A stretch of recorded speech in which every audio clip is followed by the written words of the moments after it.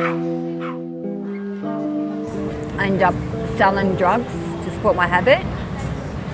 Went to jail a couple of times because of it.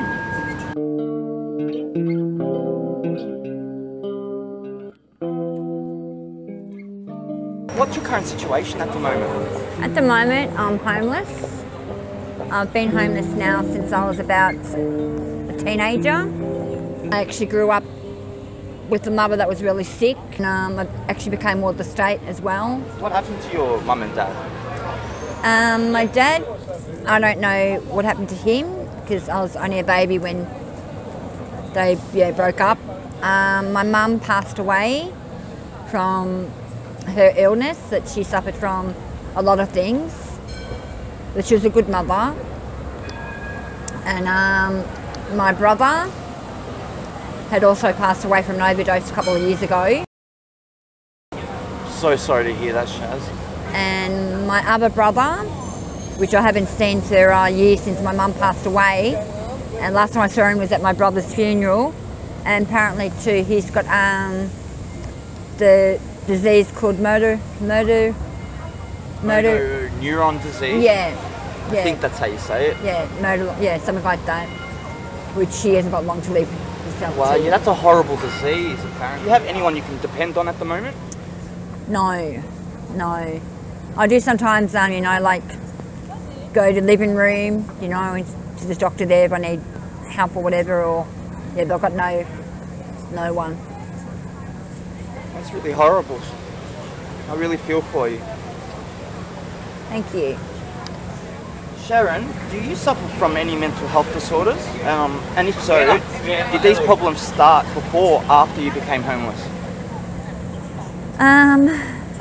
After I became homeless, I ended up selling drugs to support my habit.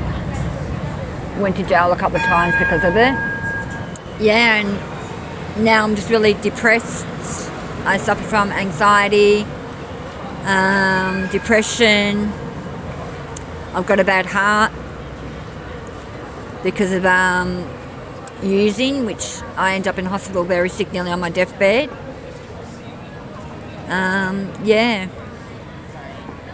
After you became homeless, all these problems just became worse. Yes. And losing my mum and all that, and having no one to, turn to on that. And that's really sad. It's hard to grow up with no parents and that. Have parents that are not there in your life or present. Exactly. And how do you get by? What do you do to survive? Basically, I do what I'm doing now, coal biting. Yeah. And that's asking people for money? Exactly, yeah. Donations? Yeah, donations. Do you use any substances of dependency? I'm on methadone at the moment. Do you get off the heroin? That's really good. Good on you. Thank you. So I am trying. Yeah, I understand. But you know what? At least you're trying and giving it a go. Well done. Thank you. I'm proud of you. Thank you, love.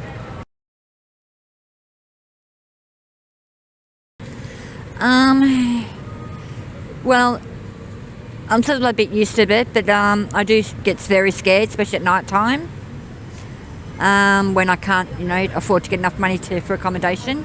I don't sleep. I sort of sit up all night. I could imagine the anxiety that comes with that. Yeah, I was about to say that. Yeah, Wow. I get very.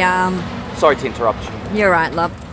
I also get lonely too, and feel like no one sort of really cares, and yeah. Well, I care. I just want you. to know. I want you to know that I care. Thank you. Do you have any dreams or aspirations? Thank you.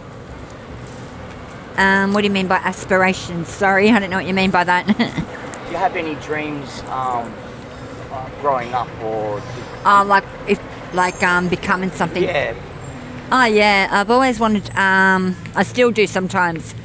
I've always wanted to become someone that can help people. I wish I was a millionaire, because I would help those that are homeless themselves, and I've also want to help old people, like in a nursing home, or I've always wanted to also become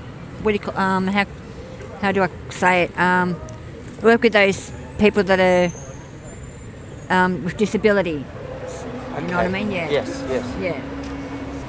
But now I look at it that I can't do that because the way I've turned out, you know, and it's hard to do those sort of jobs once when you've been on drugs and that, you know what I mean? How was your childhood growing up? I really can't remember much of my childhood because I was in and out of like foster homes.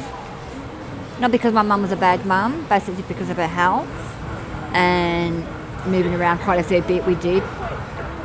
I can remember I was once in a Lambie with my oldest brother. Yeah, I really can't remember much of my childhood. Are you doing anything at the moment to make your situation better? Yeah, getting off the drugs. Yeah, basically. The methadone and that, you know, that helps. And staying away from sort of other people that are, you know, yeah.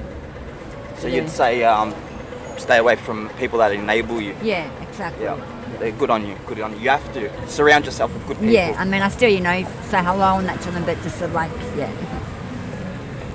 If you had 3 wishes, what would they be? Gee. To have my mum back and my family and to start my life all over again, to learn by my mistakes and to have a house. Yeah. Security basically, yeah, and a job and yeah. So I never really went to school much either because I was always in and out of schools, different schools and stuff, being moved around quite a fair bit. And is that due to having a broken family? Yeah. That's horrible.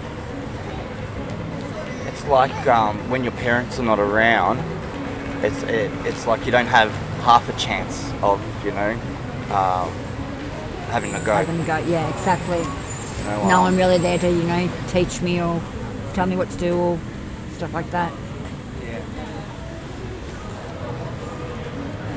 Do you have any relatives you speak to? No. All I can remember is my mum's sister, which was my auntie. I've only met her twice in my life, and I was only young then. I was only a teenager. So yeah, all I know is she lives somewhere in Port Augusta, in South Australia. That's all. I haven't spoken to them. I haven't seen them.